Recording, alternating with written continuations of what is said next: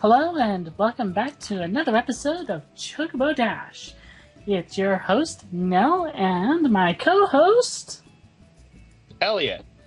So, as you can probably guess now, Elliot has officially joined the podcast full-time. Woo! Yay. I'm hoping by the time this one comes out, if not shortly after, we're going to be putting this out on iTunes.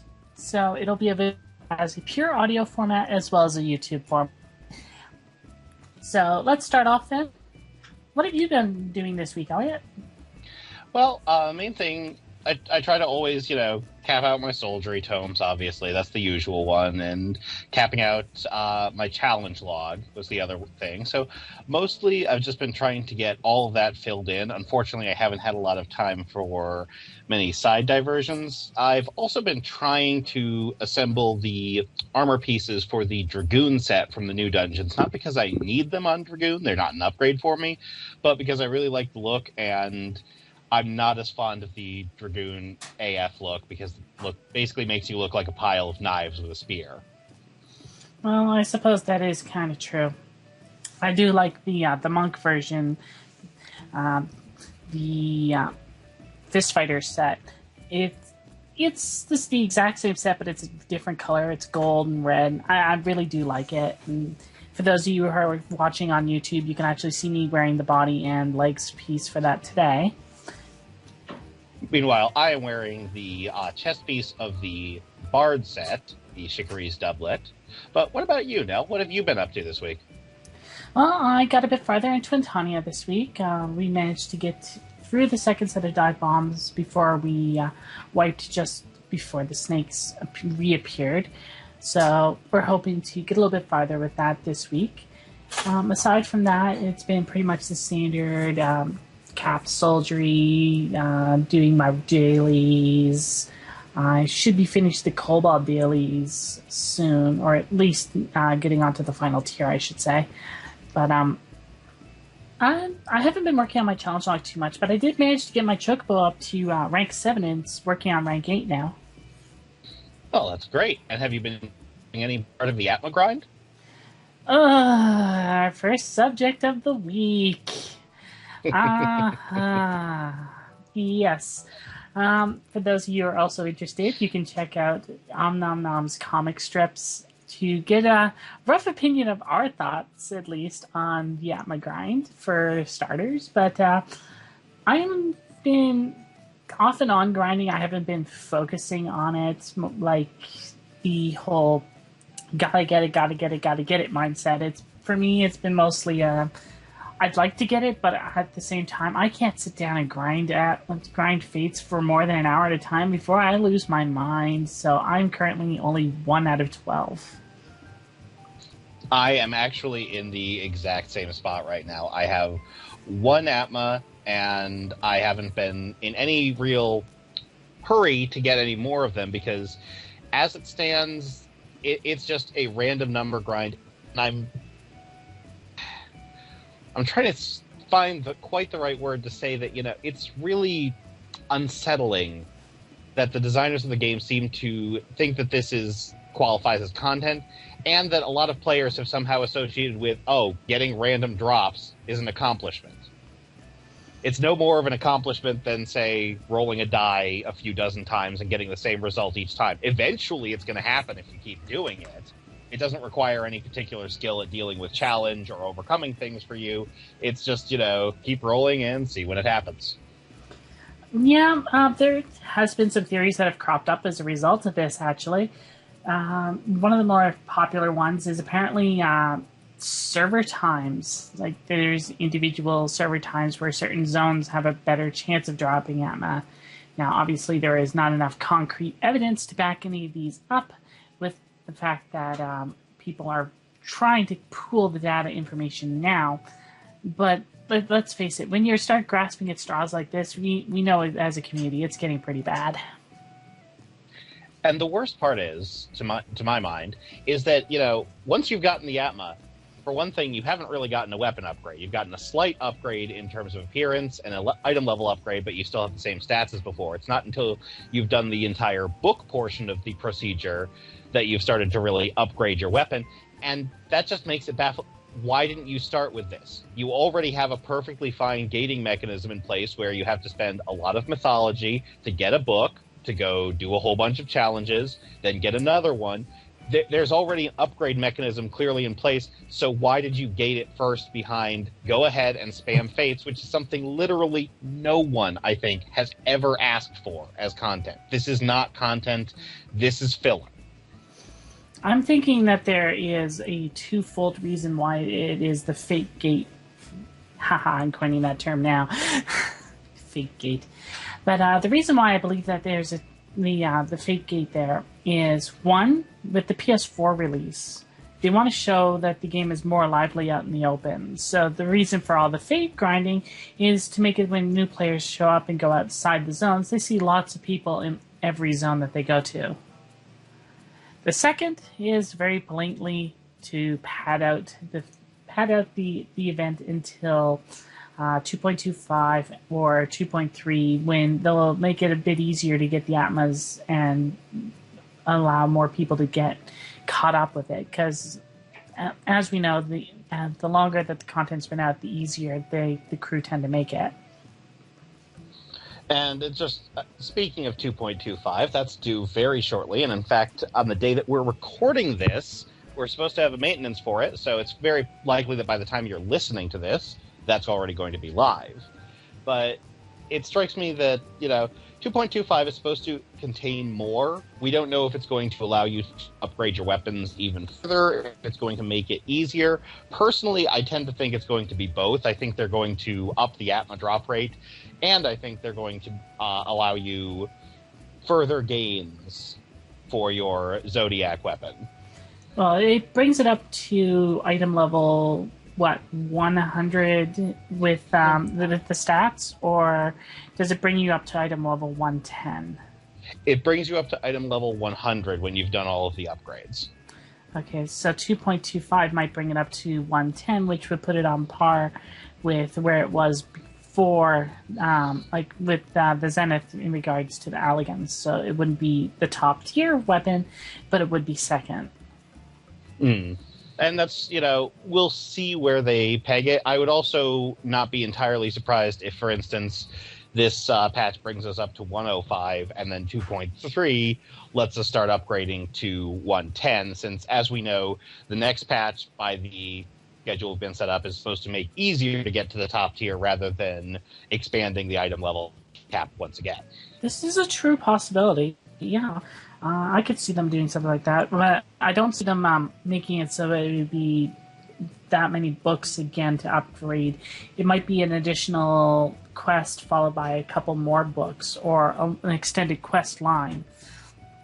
That might be something that they're doing with 2.25, not to pad it out, but make it challenging in regards to skill level, whereas when you're doing level 5 to level 40 level synced fates, you're not really skill leveling because you don't really have to use all of your skills. In fact, more often than not, they're locked.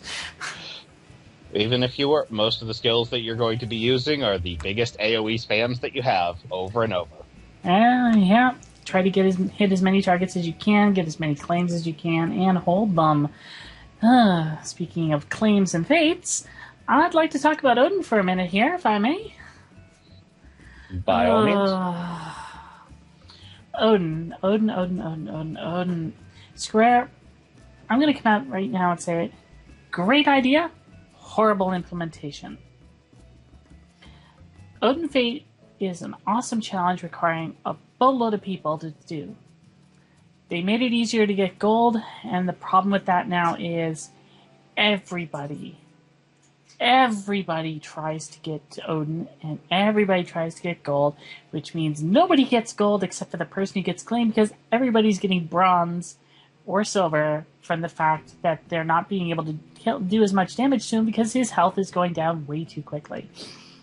And that's even if you can get in the zone. There has been the last 3 times that Odin has popped on our server, I have tried to get to him, to fight him, only to have the teleports say that it is congested and to wait a little bit. And by the time it's decongested, Odin is dead. Odin is, I think, one of the clever ideas that they had for the game. And I think it, in many ways, Odin is kind of the spiritual version of what we had originally heard would be possible for the Primals, where you would have, like, say, a roaming Ifrit somewhere in Thanalan or a roaming Garuda somewhere out in Querthus, and whoever fights and kills it gets to summon it. So there's no arguing that Odin is a really cool feature, but at the same time, the system for getting any kind of credit for clearing Odin is incredibly difficult, and it's also gated in such a way that, you're basically fighting everyone over vanity items. None of the items that Odin offers are particularly useful. Similarly, none of the items that Behemoth offers are particularly useful. So you have this system set up where instead of it being exciting that, oh, wow, Odin's here, it's immediately this huge rush of everyone to the zone, and it's almost impossible to even see what Odin's actually doing. It's impossible to learn the fight mechanics because there are so many people around, you cannot even see the telegraphs on the ground, no matter what you're doing. They made it so it's easier to see Odin and keep track of him, but that doesn't change the fact that the zone gets really lagged. When you have 1,000, 2,000, 4,000 people fighting this guy in one tiny little fate circle, that's a lot of people and a lot of effects. Even if you turn them all off, that's still a lot of people. I personally think that maybe what might work better, and this is just me throwing out random speculation, is, for instance, to set up almost like a random queue event, where, for instance, like you could have a Crystal Tower-style alliance go up against Odin in an arena, and when the queue would open would be slightly randomized. So every so often it's like, oh, we can all go fight Odin, queue up so that you can go fight him. When you beat him, you can get Odin's mantle or whatever. But some to balance out the fact that right now this open world kind of boss fight is basically just you run in, you hope nothing huge hits you because you can't see what's going on, and you desperately hope that you did enough damage to qualify for at least a silver, preferably a gold.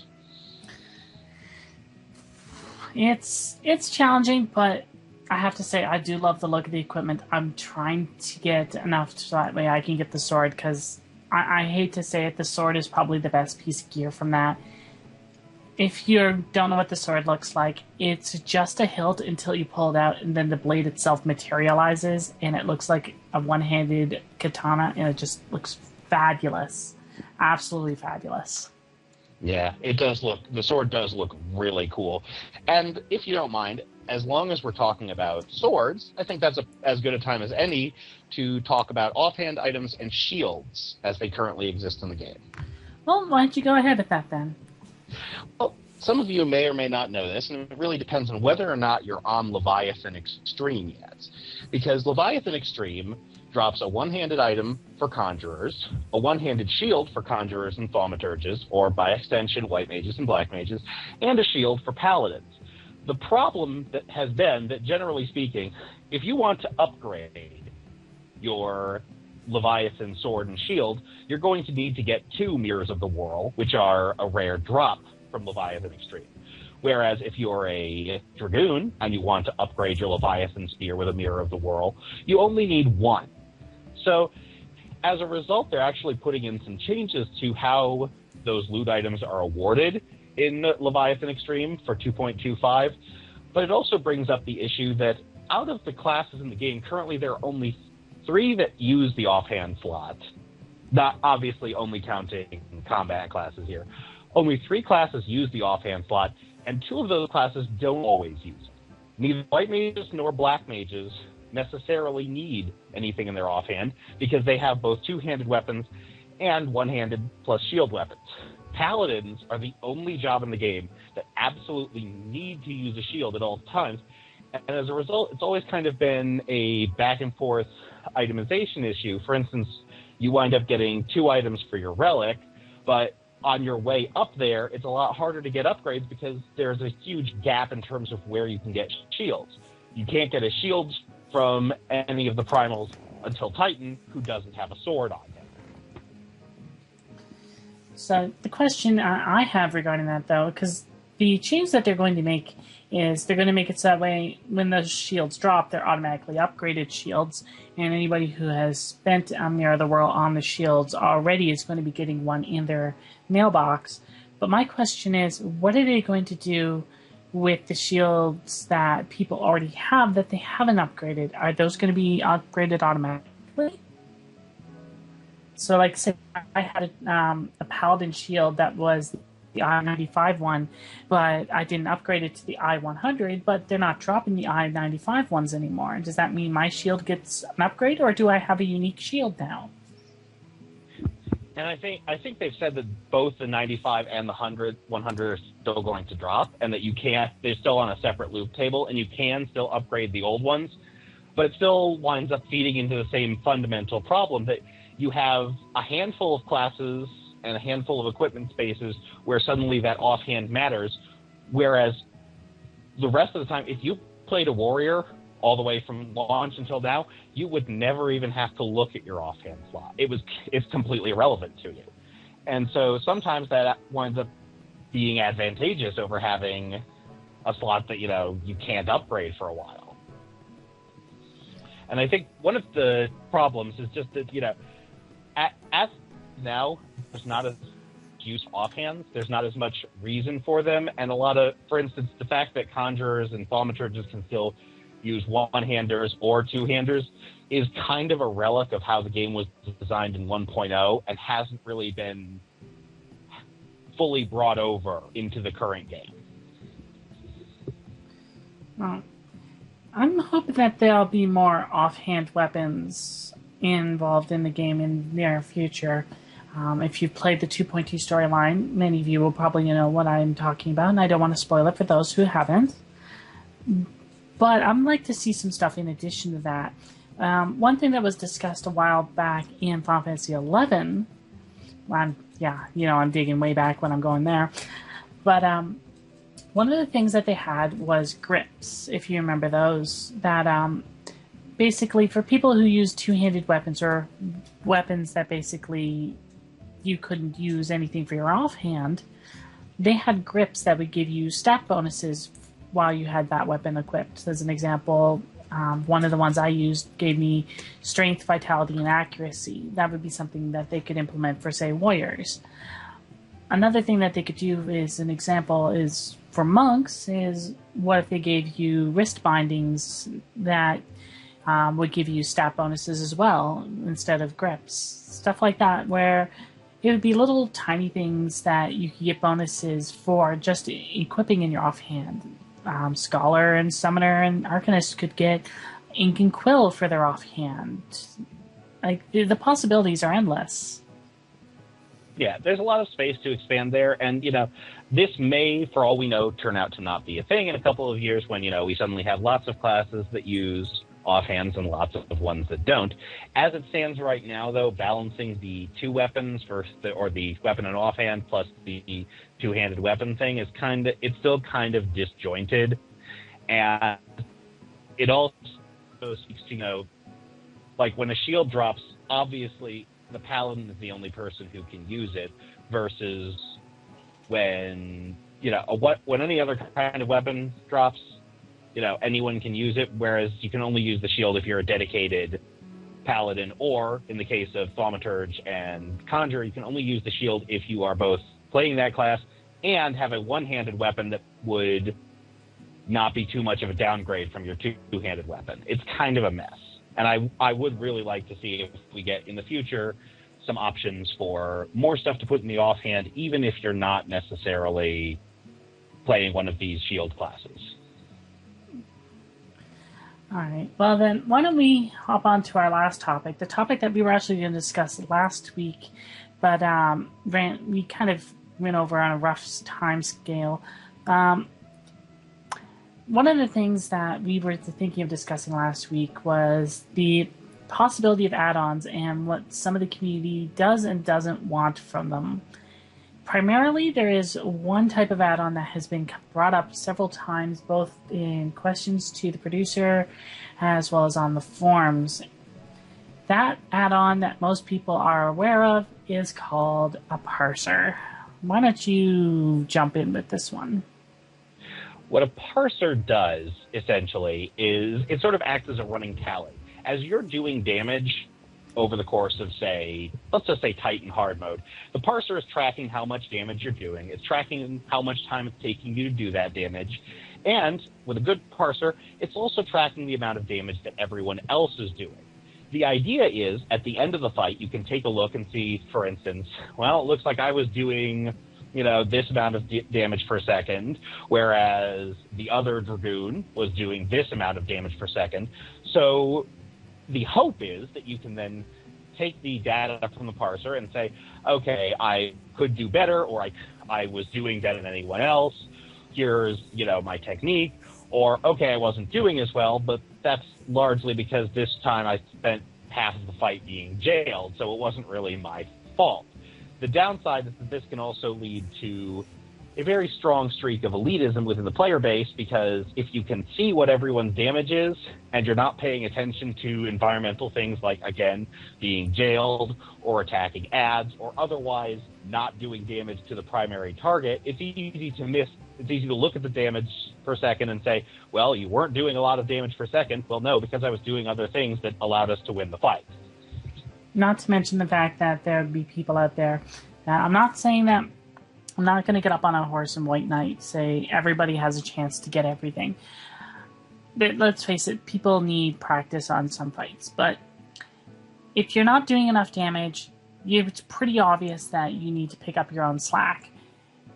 If you're using a parser and you're using that to go, okay, well, you're not doing blah, blah, blah numbers of damage, we're going to kick you from the party, that becomes a problem, because that sets community expectations that somebody must have a minimum amount of DPS, a minimum amount of knowledge of the fight, and a minimum amount of skill before they'll even go, okay, we'll even consider taking you to something. And that creates worse barrier boundaries than anything Square Enix will throw at us. And we already see some of that happening to an extent. If you look in the party finder for groups, for instance, you'll sometimes see, say, Titan hard mode groups looking for, well, you've got to have at least item level 75 to do this fight, or people looking for farm parties that are asking for item requirements that you do not need, but you've never needed to do that fight. You can queue for it earlier, you can clear it earlier, but people just want to say, well, I don't feel like even risking possibly failing, so you're going to have an insanely requirement for it. Adding a parser can exacerbate that. It can also exacerbate a problem where, for instance, the Dragoon of the group, and I'm sorry to pick on Dragoons, I play one, but pretty much everyone who's seen Dragoons knows that some of them can be a little derpy, for lack of a better term. You might have a Dragoon in the group who just is focusing only on his damage number, and sure, that jail needs to be broken, but boy, is he going down on Titan. And then all of a sudden, whoops, landslide. But I couldn't move out. I was too busy getting my DPS higher. Your DPS won't get any higher if you're dead. And the thing is that there's already a lot to keep track of in most of the high-end fights of this game. You already are being asked to really keep your eyes open, be very mobile, be very attentive, and in pretty much every fight you are going to be swapping targets on a reasonably regular basis. The idea of trying to quantify your performance simply by DPS is kind of missing the point, because there are so many factors that go into success or failure that has nothing to do with how high your number is. Now, don't get me wrong. I'm sure Elliot here agrees with me. Parsers themselves are not a bad thing. Parsing yourself for self-improvement is not a bad thing. Obviously, don't talk about it, because as Yoshida has said in interviews, and Square Enix's policy on this is, as long as it's not affecting the data and you don't talk about it, they can't do anything and they don't really care.